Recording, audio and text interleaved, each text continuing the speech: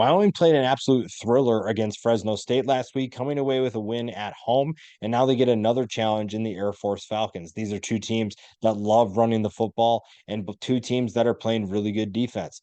Now they go face to face, and we will see what happens when these two meet up in this absolutely phenomenal Mountain West matchup. When you watch Fresno State and Wyoming last week, I think there were a lot of people that got their first glimpse of what Wyoming can do. And in the preseason, I talked about what I expected from the Cowboys. And when you looked at this defense, you knew they had the ability to play at a high level, to be disruptive, and to make big plays. It's just that not a lot of people paid attention because they didn't really know what Wyoming was going to be about. And obviously, the offense plays a huge role in determining how good this team would be.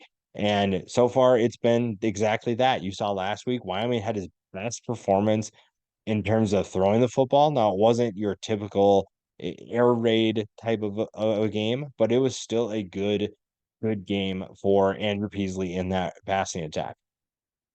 The reason why they had so many opportunities is because Harrison Whaley was playing at a high level. Now, we'll see what happens with Whaley's health. We'll see if he is a participant and how healthy he'll be. But this is still an offense that wants to run the football. They want to supplement the passing game with it. And that'll be interesting to see how they can do that against what should be a really good Air Force defense. The defense for Wyoming is also going to have plenty of tests. And when you're facing this option attack for Air Force, it requires you to be disciplined. It requires you to play sound fundamental football. And right now, they have the defense to do that. It's just that you have to do that for 4 quarters. It's a very different test than what you saw against Fresno State. It's not the spread, it's a very different approach, and you have to be prepared. And like I said, you have to be disciplined. It's not something they've seen on a regular basis. Obviously, they see them during conference play quite a bit, but this is a very different team that you're facing. And Air Force is very good at what they do. They're averaging almost 330 yards on the ground per game. They do not want to throw the football. They want to throw the football sparingly. And I mean, it's Zakar Larrier has so far been pretty good through the air, over 400 yards passing, but they definitely want to run the football. They are on to test your fundamentals. They want to test your discipline. And so far, it's really worked for them.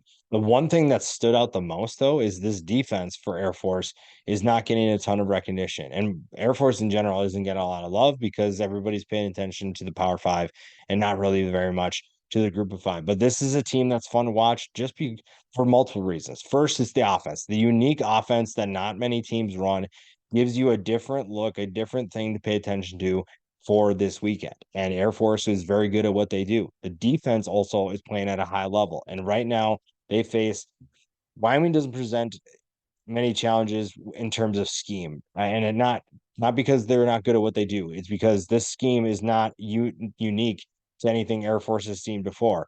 Now, obviously, Wyoming has certain personnel that makes them unique, and their scheme and what they try to do with that personnel is what will make things difficult. But in terms of just the general scheme, this is not something new that Air Force hasn't seen before. I've seen this plenty of times. They know exactly what they need to do, and the one thing that's really exciting is that you're not going to have to worry about too much other than how do you defend certain situations, certain personnel, and whatnot. And right now, Air Force has been doing a great job of shutting teams down. You look at what they've done over the past few games. Nobody has really been close, but the ability to put points on the scoreboard is really where they've stood out. There are a number of matchups that I'm really excited to watch, and we'll just kind of summarize the biggest matchups. Air Force's offensive line versus Wyoming's defensive line. Wyoming is really good up front. They have good depth. They are very talented up front, and that is going to be put to the test. It's not necessarily that Air Force can't run the football. It's they or that they present a more talented offensive line. It's just they run such a unique scheme that you don't necessarily have opportunities at times to win one-on-one because they're either cutting you, they're either like moving out in space or leaving you unblocked. You have to find a way to know where your blocker is coming from, and you have to know where the football is going. You have to be disciplined, and that provides a unique test for Wyoming's front 7 and front 6, really, given their scheme. Quarterbacks play a huge role. Both of them are very good at running the football, but both of them might have to showcase their arms a little bit more this weekend. And we saw what Andrew Peasley did last week. The question is, can he repeat that success? If he can, then Wyoming is in a great position to potentially win this football game. But again, it's going to be the biggest matchup is Air Force's rush offense versus Wyoming's rush defense. That really determines the outcome if you're going to make it as simple as possible. Keys of the game for Wyoming: build off of last week. Don't let last week affect you in terms of a hangover. Don't expect that Air Force is just going to lie down and just let you do whatever you want in terms of moving the ball down the field, stopping them. You could expect another battle, but also use the momentum you got from last week. Efficiency throwing. Andrew Peasley showed what he could do, what Wyoming could be offensively if he's throwing the ball at a very good level. And for 3 quarters, he played his best game of the year. So being able to do that will be huge. The other thing, this one is obvious, is stop the run. Obviously, you want to stop the run against Air Force. Now, you're not going to stop the run completely, but if you can create extra stops, you give your offense more opportunities to put points on the board.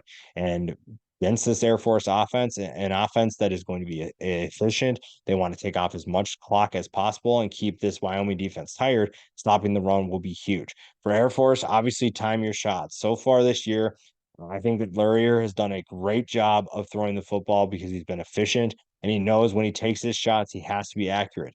That is not easy to do. When you play in these option offenses, you don't get a ton of time to get in rhythm throwing. So you have to be able to find a way to take some deep shots and make sure that you hit them because you're not going to get a ton of opportunities to do it simply based off the scheme. Winning at the line of scrimmage obviously plays a huge role in that too. If Air Force wants to run the football, you have to win the line of scrimmage. And against Wyoming, that is a very unique challenge that creates plenty of opportunities if you're able to win, but it also creates plenty of challenges if you're not able to do that. Disruptive plays for the defense also plays a huge role. This Air Force defense is flying under the radar. This is a good group that's really fun to watch and can be really disruptive.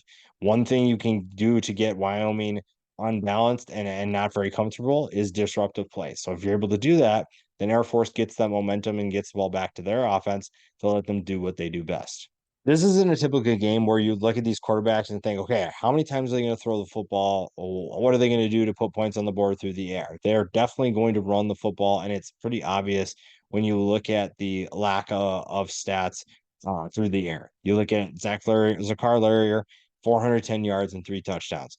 Beasley's a little bit better, obviously, at 758 yards with 9 touchdowns. The 9 touchdowns and 2 interceptions is pretty impressive for him. And his arm, like I said before, will play a big role. But these two are very much going to run the football. They will be more of how do they command the offense? How do they keep this offense or both of their offenses going? And how do they make sure that both teams are taking care of the football? When you're looking at this game, Wyoming has the more balanced offense, but I also think this is a unique challenge in Air Force. Air Force is putting up a ton of points, which to me is a little alarming, but Wyoming has been playing really well also. And I think that Wyoming has the talent to disrupt what Air Force is going to do. I just don't know how disciplined this group can be because playing Fresno State and playing Air Force are two very different things. And if Air Force can continue doing what it's doing best, then I think that they're in good hands. But like I said, Wyoming can be disruptive, and we saw what happened to one of the best offenses in college football last week and what Wyoming did to them. I'm going to lean at Wyoming, honestly. I think that they are very disciplined group up front. They're disruptive, and that's exactly what you need when you're facing Air Force. If they are not careful, though, Air Force can definitely put up points and win this football game. I'm not giving Wyoming much of an edge, but the fact that their front six to me is one of the most talented in college football, and you add an offense that has more balance and could be more explosive, that could be the difference that Wyoming needs to continue this hot streak.